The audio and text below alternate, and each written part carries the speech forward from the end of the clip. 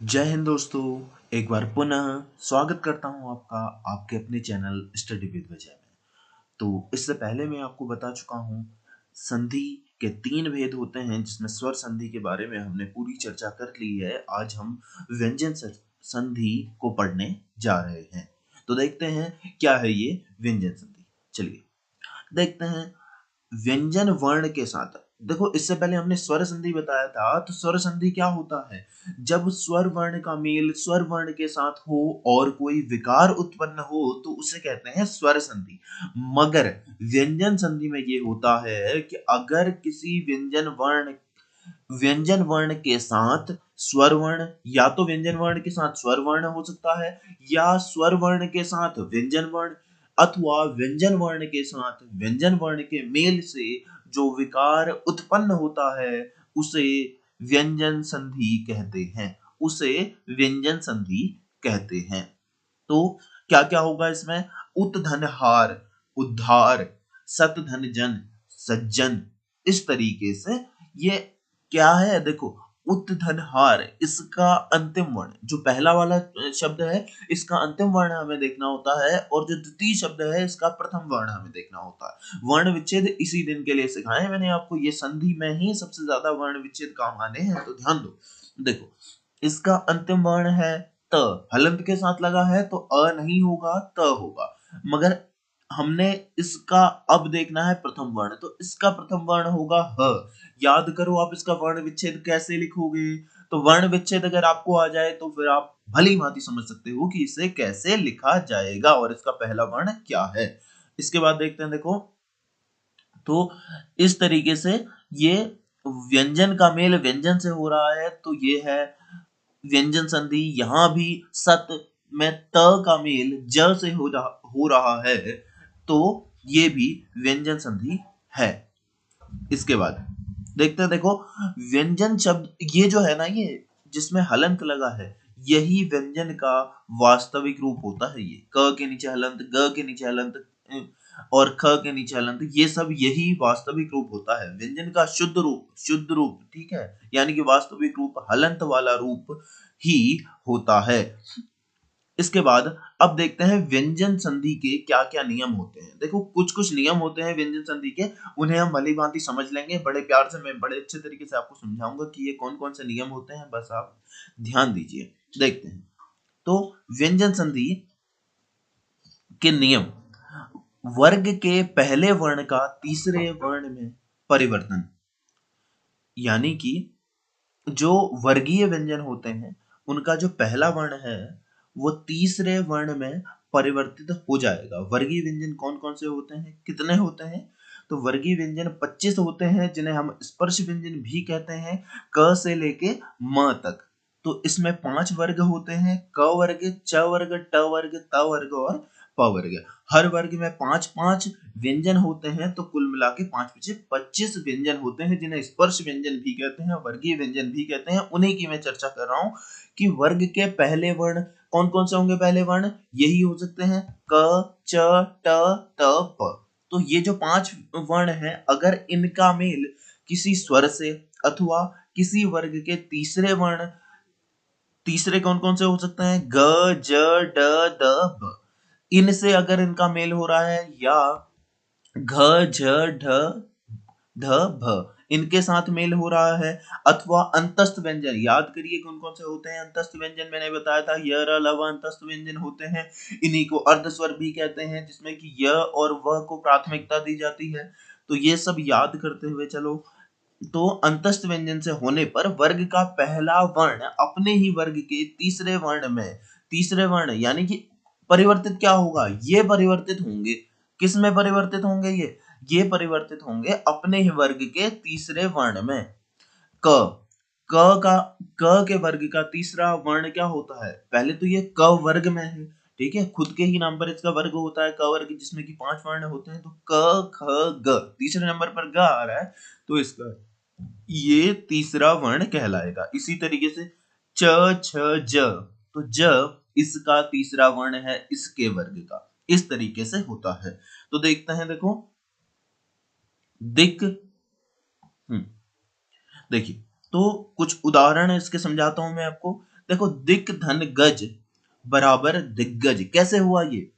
देखो क का मेल उसी वर्ग के तीसरे वर्ण से हो रहा है या फिर किसी भी तीसरे से हो तो इसके अनुसार परिवर्तित हो जाए, ये जो है ये अपने वर्ग के तीसरे में परिवर्तित हो जाएगा। दिक के देखो क का तीसरा वर्ण होता है, क वर्ग का तीसरा वर्ण होता है ग, तो ये ग में परिवर्तित हो गया दिग्गज, बाकी वैसे ही लिख दिया। ऐसे ही देखो क फिर से परिवर्तित हो जाएगा ग में, तो ये हो गया दिग्विजय। आगे देखते हैं, देखो अच धन अंत, ये किससे मेल हो रहा है? इसका अ से मेल हो रहा है, अंत से नहीं हो रहा है, ये मैंने आपको पहले भी समझाया था। ये मतलब अंत कहने का मतलब मैं ये कहना चाह रहा हूं आपसे कि अंग से इसका मेल नहीं हो रहा है, इसका मेल हो रहा है अ से, क्योंकि ये अंग की जो बिंदी है ना ये वहीं पर रह जाएगी, तो ये इस तरीके से हो रहा है, तो अ से इसका मेल हो रहा है, अ एक स्वर है, तो च का मेल अ से हो रहा है, तो स्वर के साथ हो रहा है, ये च अपने वर्ग का प्रथम वर्ण है, तो ये तृतीय वर्ण में परिवर्तित हो जाएगा।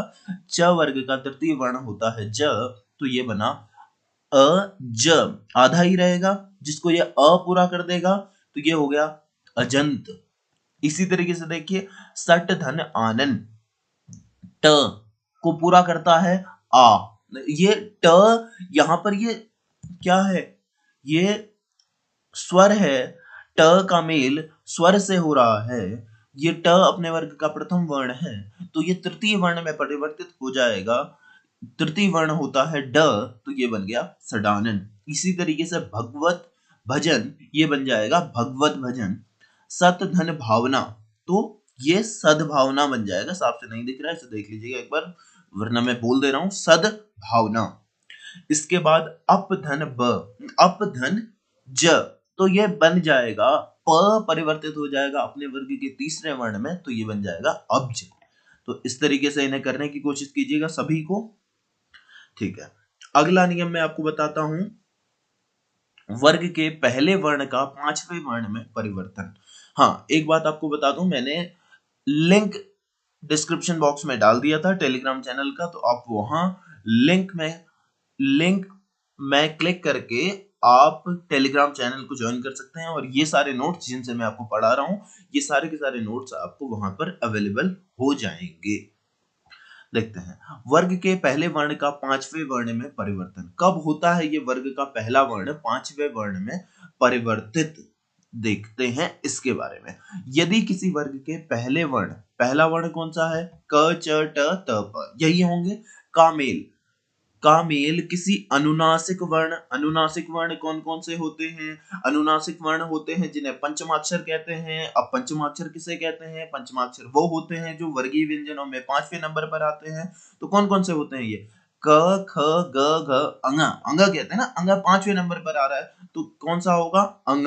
ऐसे य अण न म, ये पांचों ही पंचमाक्षर कहलाते हैं, और इन्हीं को हम अनुनासिक वर्ण भी कहते हैं। अगर क च ट त प का मेल अनुनासिक वर्ण से होगा, किससे होगा? अनुनासिक वर्ण से होगा, तो ऐसी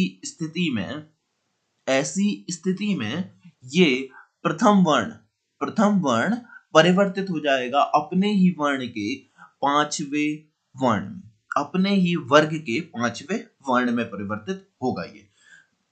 देखो तो क च ट त प का मेल किसी अनुनासिक वर्ण, कौन कौन से हो सकते हैं? ये सब हो सकते हैं, मगर वस्तुतः केवल न और म लिखा है ना मैंने यहाँ पे, तो आपको बाकी सब याद करने की आवश्यकता ही नहीं है। फिर न और म से ही इनका मेल होगा, क्योंकि ये देखो अंग का कोई भी शब्द होता नहीं है, य का कोई भी शब्द नहीं होता है, अण से भी कोई शब्द नहीं होता है, न और म ही तो बचे ना, तो इसलिए न और म से जो भी शब्द प्रारंभ होंगे उन्हीं के साथ ये संधि हो सकती है। तो इनसे अगर इनका मेल होता है तो उनके तो क्या होगा कि उनके स्थान पर, किनके स्थान पर? क च ट त प के स्थान पर हम अंग, य, अण, न और म को लिख देंगे, ये इसमें विकार उत्पन्न होता है। जैसे कि देखो वाक धन मय, इसका मेल हो रहा है म से मेल हो रहा है, जो कि पंचमाक्षर है ना पंचमाक्षर, तो ये पंचमाक्षर है कौन से वर्ग का? प वर्ग का प फ ब भ म, तो प वर्ग का पंचमाक्षर है तो वाक, ये जो क का मेल हो रहा है म से, तो क परिवर्तित हो जाएगा अपने वर्ग के पांचवें वर्ण में, तो ये अपने वर्ग के पांचवें वर्ण में परिवर्तित हो गया है। वांग वाड्मय, ठीक है, यहाँ पर एक बिंदी आनी चाहिए अंगा वाली। उत्धन मत उन्मत, क्या देखो, उत्धन मत, त का मेल म से, फिर से ये पंचमाक्षर है तो त अपने वर्ग के पांचवें में बदलेगा। ऐसा नहीं है कि म जौन से जिस वर्ग में है उसी वर्ग में बदलेगा, ऐसा नहीं होगा। ये त अपने वर्ग के पांचवें वर्ण में बदलेगा, तो त का पांचवा वर्ण होता है त वर्ग का न, तो ये न में परिवर्तित हो गया और ये बन गया उन्मत। इसी तरीके से देखो फिर से चित धन मय, तो फिर से ये बन जाएगा चिन्मय। ऐसे ही सट धन मुख, सट, ट वर्ग का पंचमाक्षर कौन सा होता है, अण होता है, तो क्षणमुख हो जाएगा ये क्षणमुख। तत धनमय बन जाएगा, त अपने वर्ग के पांचवें वर्ण में परिवर्तित होगा तो ये बन जाएगा तन, तन्मय।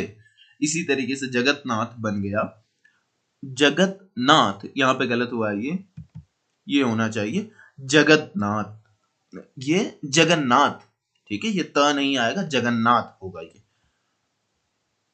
छ संबंधी नियम, देखो बस 5-6 नियम हैं, इन्हें आपको ध्यान से पढ़ना है।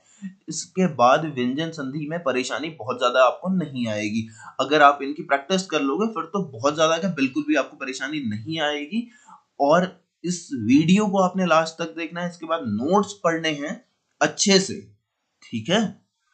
ये देखो छह संबंधी नियम, मैंने जितने क्वेश्चंस कल दिए थे क्या आपने वो सारे के सारे प्रैक्टिस किए हैं? अगर नहीं किए हैं तो उन्हें प्रैक्टिस कर लो अच्छे से भली भांति। देखो किसी भी ह्रस्व स्वर या आ का मेल छ से होने पर छ से पहले च जोड़ दिया जाता है। ह्रस्व स्वर कौन कौन से होते हैं? जब भी ऐसे शब्द आ रहे हैं ना तो आपके दिमाग में तुरंत आ जाना चाहिए ह्रस्व स्वर कौन कौन से होते हैं। तो ह्रस्व स्वर 4 होते हैं, अ, ई यानी कि छोटी ई, छोटा ऊ और री, 4 ह्रस्व स्वर और आ। अगर इन पांचों का मेल, अगर कभी भी इनमें से किसी भी स्वर का मेल छ से हो रहा है तो छ से पहले च जोड़ दिया जाता है। जैसे कि देखो क्या है ये, भली भांति यहां पर समझते हैं। स्वधन छंद, इसका अंतिम वर्ण है अ, इसका प्रथम वर्ण है छ, तो छ से पहले च जोड़ दिया जाएगा, ये किसी में परिवर्तित नहीं होगा, ये तो ऐसे ही रहेंगे जैसे थे, मगर परिवर्तित क्या होगा, इसे परिवर्तित कर दिया जाएगा, बीच में च जोड़ दिया जाएगा, तो ये हो गया स्वच्छंद। इसी तरीके से अनुधन छेद, छ से मेल हो रहा है ऊ का, क्योंकि देखो इसका वर्ण विच्छेद करोगे तो अंतिम में आएगा छोटा ऊ, छोटे ऊ का मेल हो रहा है छ से, तो बीच में च जोड़ दिया जाएगा, ये हो जाएगा अनुच्छेद। इसी तरीके से परिच्छेद और इसी तरीके से विच्छेद। सभी को कोशिश करके देखिएगा कैसे कैसे ये हुए हैं, इनकी प्रैक्टिस कीजिए। या वर्तनी शुद्धिकरण के लिए बहुत ज्यादा इंपॉर्टेंट है, वर्तनी शुद्धिकरण में बहुत ज्यादा पूछे जाते हैं। देखो त संबंधी नियम, अब त के भी कुछ नियम हैं कि क्या क्या है ये नियम, इनके बारे में अब हम जानते हैं। देखो त के थोड़े ज्यादा नियम हैं, 4-5 नियम हैं इसके, इनके बारे में हम चर्चा करते हैं। त के बाद यदि त के बाद यदि च छ हो तो त का च हो जाता है। त के बाद यदि क्या हो, च छ, तो त किस में परिवर्तित हो जाएगा, च में। त के बाद यदि च छ हो तो त का च हो जाता है, यानी कि उत्धन चारण। तो ये जो त है, ये त के बाद क्या आया, च, यहां भी च, यहां छ, तो ऐसी स्थिति में त से यहां पर त का च हो जाएगा, यानी कि जो त है ये परिवर्तित हो जाएगा च में, तो ये उत्धन चारण बन जाएगा, उच्चारण बना है ये ऐसे, ठीक है ना, इस तरीके से ये उच्चारण बन जाएगा। उत्धन चरित, तो ये बन जाएगा, देखो यहाँ पे फिर से गलती हुई है, तो ये बन जाएगा उच्चरित, ये होगा उच्चरित। जगत धन छाया, जगत छाया। सत धन चरित्र, सच्चरित्र। इस तरीके से ये परिवर्तित हो जाएंगे, इन्हें कोशिश करिएगा। देखते हैं त के बाद यदि ज झ हो तो त ज में बदल जाता है। त के बाद क्या हो, ज झ, अगर ज झ होगा तो ये जो फिर से जैसे पुराना वाला नियम, इससे पहले वाला नियम जो मैंने बताया था कि उसमें त के बाद यदि च छ हो तो त च में परिवर्तित हो रहा था, बिल्कुल वही वैसा ही नियम ये भी है कि अगर त के बाद अगर ज झ हो तो त ज में परिवर्तित हो रहा है इस बार। ठीक है, तो सत धन जन, तो त का मेल होने जा रहा है ज से, तो त परिवर्तित हो जाएगा किसमें, त परिवर्तित हो जाएगा ज में, क्योंकि हमने अभी देखा कि त का मेल अगर ज या झ किसी से भी हो तो त ज में परिवर्तित हो जाता है, तो ये बन जाएगा सज्जन। ठीक है, ये बन गया सज्जन। जगत धन जननी, तो त परिवर्तित होगा ज में, क्योंकि इसका मेल ज से हो रहा है, तो ये बन गया जगत जननी।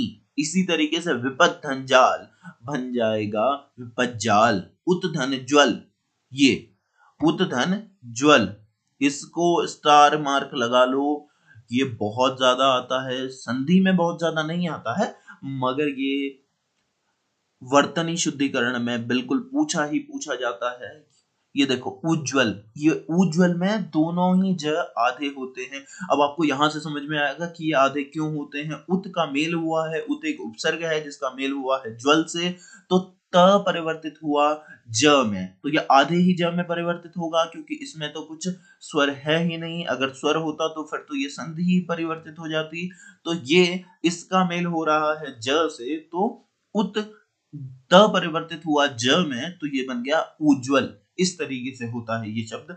वर्तनी शुद्धिकरण के लिए कह रहा हूं कि जितने स्टार मार्क लगाने हैं उतने लगा लीजिए, ये प्रश्न आता ही आता है, मतलब कि वो कुछ कुछ टाइम में रिपीट करते रहते हैं, चाहे दूसरे पेपर में देंगे किसी और में दे देंगे, मगर देंगे तो जरूर। देखो उज्झटिका बन जाएगा ये शब्द उत धन झटिका से, तो त परिवर्तित हुआ ज में, क्योंकि झ आया था, ज या झ आने पर ये ज में परिवर्तित होगा, तो उज्झटिका बन जाएगा ये शब्द। इसी के बाद अगला नियम है त के बाद यदि, ये बहुत आसान नियम है, बिल्कुल आसान नियम है, देखते हैं क्या है।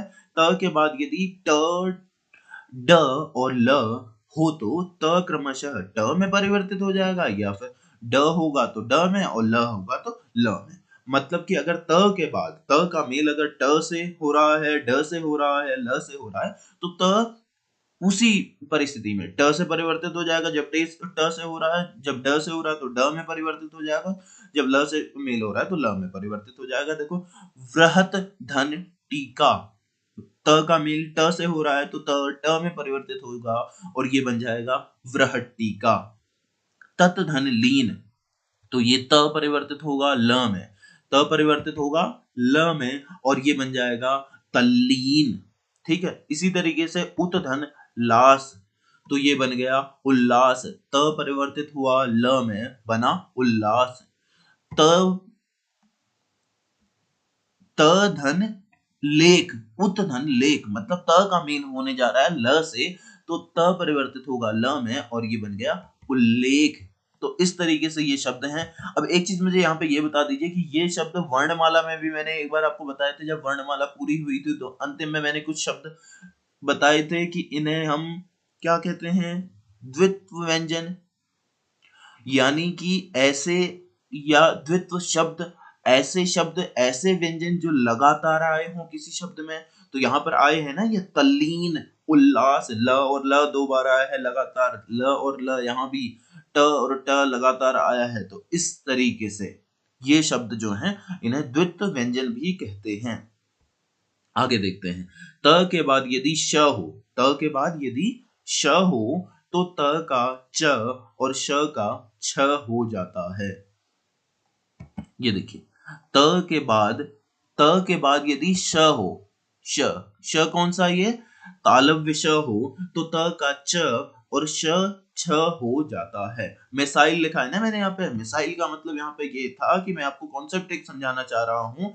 मिसाइल मतलब कि इसको इस तरीके से समझो कि दो तरफ से अगर मिसाइलें आपस में टकराएंगी, तो मिसाइलों के टकराने से क्या होगा, मिसाइलों के टकराने से ये होगा कि दोनों ही मिसाइल टकरा के जमीन पे गिर जाएंगी, दोनों का ही रूप परिवर्तित हो जाएगा। वही चीज मैं आपको समझाना चाह रहा हूं कि दोनों मिसाइल है, ये समझ लो कि श ये त का मेल श से हो रहा है, तो दोनों मिसाइलें आपस में टकराई तो दोनों का ही रूप परिवर्तित हो गया। दोनों का ही कूड़ा कचरा बचेगा ना, फिर उसका मलबा बचेगा। तो त परिवर्तित हो गया है अपने, त परिवर्तित हुआ च में और श परिवर्तित हुआ है छ में। ये इनका मलबा है। अब देखते हैं, देखो उत्धन श्वास, तो ये बन जाएगा उच्छ्वास। इसी तरीके से सतधन शास्त्र को भी देख लीजिएगा, ये त संबंधी नियम है। त संबंधी अंतिम नियम हम देखने जा रहे हैं। अब क्या है ये अंतिम नियम, देखते हैं। देखो त के बाद यदि ह हो, फिर से यहाँ पर भी मिसाइल कॉन्सेप्ट आना है। देखो त के बाद यदि ह हो तो त के स्थान पर द और ह के स्थान पर ध हो जाता है। त के स्थान पर आएगा द और ह के स्थान पर ध हो जाता है। कैसे होगा, देखो तत् धन हित, फिर से मैंने कहा मिसाइल कॉन्सेप्ट है, तो त का मेल हो रहा है ह से। पहली बात तो ये बताओ, हित में आपको समझ में आ रहा है कि ये हित में ह ही है पहला वर्ण, ई तो नहीं है ना, छोटी ई नहीं है, इस बात को ध्यान दीजिएगा। क्योंकि जब इसका वर्ण विच्छेद आप लिखोगे तो ह धन छोटी ई धन त, ह कहने का मतलब मेरा हलंत के साथ है, तो ह धन छोटी ई धन त हलंत के साथ फिर अ, तो सबसे पहले क्या आ रहा है ह, तो त का मेल हो रहा है ह से, तो मिसाइल कॉन्सेप्ट लगेगा, तो त और ह दोनों ही परिवर्तित हो जाएंगे। त परिवर्तित होगा द में और ह परिवर्तित होगा ध में, तो तत् धन हित, द और ध लिखा है, ये द और ध यहाँ इसके नीचे तो जो ध है ये, तो तत् धन हित बन जाएगा तद्हित। करने की कोशिश करनी है इसे। उसी तरीके से यहाँ पर कैसे करोगे इसे, यहाँ से ऐसे नीचे को एरो लाओगे, ये ठीक है, इससे भी, फिर ये ह से भी, ठीक है, यहां से लिखोगे कि इसका वर्ण क्या है त, यहां पर ठीक है, इसका वर्ण है ह, फिर एक एरो और फिर उनके नीचे से परिवर्तित किस में होगा, त च में, ह किस में होगा, छ में, फिर शब्द बनाने की कोशिश करनी है। ये सब स्टेप्स होने चाहिए आपके करने के लिए। इसी तरीके से देख लेते हैं, देखो उत्धन हार बन जाएगा उद्धार, और उत्धन हृत बन गया उद्धृत। उद्धृत मतलब होता है कोई चीज अगर हम मान लो, ये शब्द ऐसे भी प्रयोग किया जाता है अगर कोई पंक्तियां हमने किसी काव्य संग्रह से ली हैं, तो तब हम कह सकते हैं कि ये पंक्तियां उस काव्य संग्रह से उद्धृत हैं। तो ये होता है इसका अर्थ, इस तरीके से इसको प्रयोग किया जाता है। अगला देखते हैं, अब है म संबंधी नियम।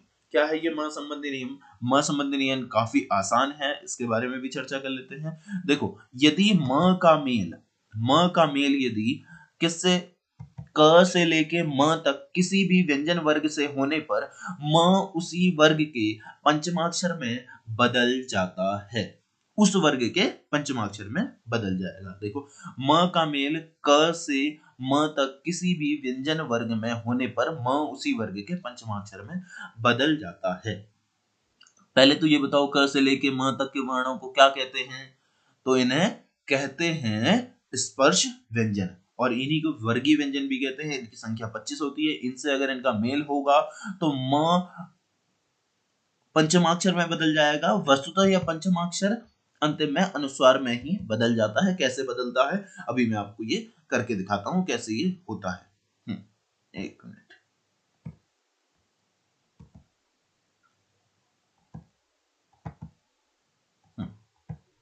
ठीक है, देखते हैं। देखो सम धन कलन, सम धन कलन, तो ये बनेगा, देखो म का मेल हो रहा है क से, तो म अपने वर्ग, म परिवर्तित हो जाएगा इस वर्ग के, कौन से वर्ग के, क जिस वर्ग का है इसके पंचमाक्षर में, तो क्या बन जाएगा, इसका पंचमाक्षर होता है अंग, तो ये बन गया। देखो सम, स ऐसे ही रहेगा, म की जगह आ गया अंग हलंत के साथ, क्योंकि ये भी हलंत के साथ है, तो कलन ऐसे ही लिख देंगे, तो ये हो गया संकलन, इसे भी संकलन ही पढ़ा जाएगा। मगर ये जो ये है ना अंग हलंत के साथ, तो ये यहां से यहां चढ़ जाता है, पंचमाक्षर कॉन्सेप्ट एक दिन बताया था मैंने आपको। ये अगर समझ में ना आया हो तो मुझे कमेंट करके बताइएगा, मैं फिर से इसे समझा दूंगा। तो ये हलंत, ये जो है हलंत के साथ जो पंचमाक्षर आया है, अगर यहाँ पर क ख ग घ ये हो, मतलब कि उस वर्ग के चार वर्ण हो, प्रथम द्वितीय तृतीय चतुर्थ, तो ये कहाँ चढ़ जाएगा, इसके पहले वाले वर्ण के ऊपर, यहाँ पर लिख दिया जाएगा ये संकलन। इसी तरीके से समगति, फिर से ये देखो क्या होगा, म का मेल हो रहा है ग से, ठीक है, तो ये म का मेल ग से हो रहा है, तो ये ग क वर्ग का वर्ण है, तो ये क वर्ग के पंचमाक्षर में बदलेगा। क वर्ग का पंचमाक्षर क्या होता है? ये देखो, क वर्ग का पंचमाक्षर होता है अंग, तो ये संगति, ये जो अंग है ये फिर से ऊपर लिख दिया जाएगा और ये हो जाएगा संगति, यहाँ ऊपर आ जाएगा इस तरीके से ये, ठीक है। इसी तरीके से समधन चय, तो म परिवर्तित होगा च वर्ग के पंचमाक्षर में, वो होता है ये, और ये हो जाएगा इस तरीके से संचय। परम धन तू, ये बन जाएगा परंतु, ठीक है। ये न में परिवर्तित हुआ, म त वर्ग के पंचमाक्षर यानी कि न में परिवर्तित हुआ, और फिर ये हो जाएगा, ये अनुस्वार में परिवर्तित हो जाएगा, यहाँ समधन पूर्ण संपूर्ण। इन्हें देख लीजिएगा। एक नियम और है, म का मेल यदि, म का मेल यदि यर लव श श श ह, यर लव कौन कौन क्या होते हैं, इनका नाम कुछ होता है, इनको कहते हैं अंतस्थ व्यंजन। श श श ह इन्हें क्या कहते हैं, जल्दी से रिपीट करो, श श श ह को कहते हैं ऊष्म व्यंजन, ठीक है, ऊष्म संघर्षी व्यंजन कहा जाता है इन्हें। तो म सदैव अनुस्वार में बदल जाता है, यानी कि इनका मेल अगर इनसे होगा तो म अनुस्वार में बदल जाएगा। अनुस्वार किस में लगेगा, इसी के साथ लगेगा, ठीक है। ये देखो, समधन योग बन जाएगा संयोग, समधन लाप बन गया संलाप। इसी तरीके से देखो, समधन शय तो बन जाएगा संशय। देखो, म का मेल हुआ ऊष्म संघर्षी व्यंजन से, तो म परिवर्तित होगा अनुस्वार में और ये बन गया सम, समधन शय मिल के बन गया संशय। इसी तरीके से समधन हार संहार, समधन रक्षक संरक्षक, समधन विधान संविधान, ये वाला थोड़ा पूछा जाता है, इसको ध्यान दीजिएगा, समधन विधान।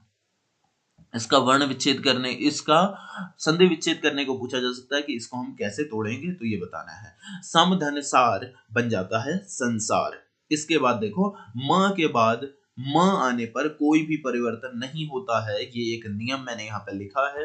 ये नियम इसलिए लिखा है क्योंकि आपको किताबों में मिल जाएगा तब लिखा है, वरना इसका यहाँ लिखने का कोई औचित्य है नहीं। मैं इसका पक्षधर नहीं हूँ, मैं यहाँ इसे नहीं लिखना चाहता था, इसीलिए लिखा है कि बाद में आपको होगा कि हमें पढ़ाया तो सही आपने, मगर ये चीज तो छोड़ दी। मैंने इसलिए लिखी है, मैंने यहाँ पे काटा भी है ना, ये देखो, ठीक है, तो ये मैंने यहाँ पे काटा हुआ है। तो समधन मान, यानी कि सम्मान यहाँ पे बन रहा है, तो यहाँ कोई परिवर्तन ही नहीं हो रहा। तो परिवर्तन नहीं हो रहा तो संधि किस बात की, फिर की संधि नहीं हुई, क्योंकि संधि की परिभाषा ही हम क्या देखते हैं, जब दो वर्णों के बीच कोई विकार उत्पन्न होता है तो उसी को संधि कहते हैं।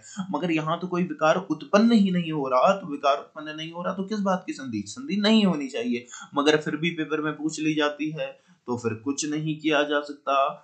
और पेपर में अगर नहीं भी पूछी जाए तो फिर आपको बहुत सारी किताबों में दिख जाएगी, फिर आप कहेंगे कि ये तो हमें पढ़ाया ही नहीं, इसीलिए मैं आपको यहाँ पे ये बता रहा हूँ। ऐसे मेरे नोट्स में आपको बहुत सारी चीजें मिल जाएंगी जिनका पक्षधर मैं नहीं हूँ, जो कि मुझे लगता है कि ये बिल्कुल गलत है, सरासर गलत है, मगर फिर भी आपको किताबों में मिल जाएगा, इसलिए मैं उसको दिखा दूंगा आपको अपने नोट्स में, मगर उसको काट दूंगा कि ये, मैं तो इसका समर्थक नहीं हूँ, मेरे हिसाब से तो ये चीज गलत है, मगर फिर भी किताबों में है तो मैं आपको दिखा देता हूँ। गलत है तो उसका स्पष्टीकरण भी मैं दे रहा हूँ ना, कि इसका कोई विकार ही उत्पन्न नहीं हो रहा। तो हमने परिभाषा ही क्या पढ़ी थी, जब दो वर्णों के बीच कोई विकार उत्पन्न होता है तो उसी को तो हम कहते हैं ना, मगर यहाँ कौन सा विकार उत्पन्न हो रहा है, तो कोई विकार उत्पन्न नहीं, तो संधि नहीं कहलानी चाहिए। तो देखते हैं, देखो, समधन मान सम्मान बन जाएगा, समधन मति सम्मति, कोई परिवर्तन ही नहीं है, कोई बिल्कुल आसान नियम है, तो आप इसे समझ जाओगे।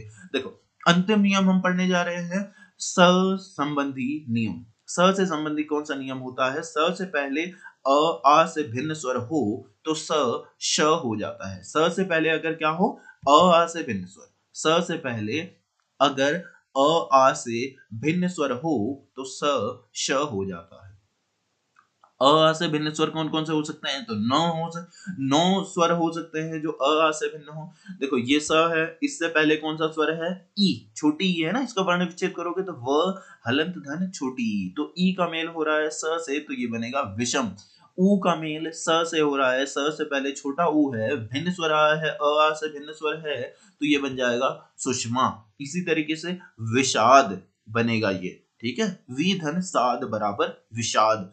इस स में, इस वाले श में और इस वाले स में क्या परिवर्तन होता है, मुझे बता दीजिए। दोनों का उच्चारण स्थान क्या होता है, कमेंट बॉक्स में बता दीजिए कि दोनों का उच्चारण स्थान कौन कौन सा होता है, दोनों में क्या अंतर है, ये बताइएगा।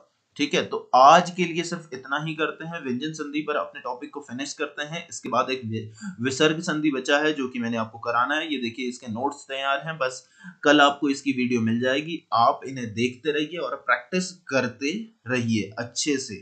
ठीक है, तो अगर आपको ये वीडियो अच्छी लगी हो तो इसे शेयर भी कीजिए और चैनल को सब्सक्राइब करना मत भूलिएगा अगर अब तक नहीं किया है तो। चलिए ठीक है, धन्यवाद।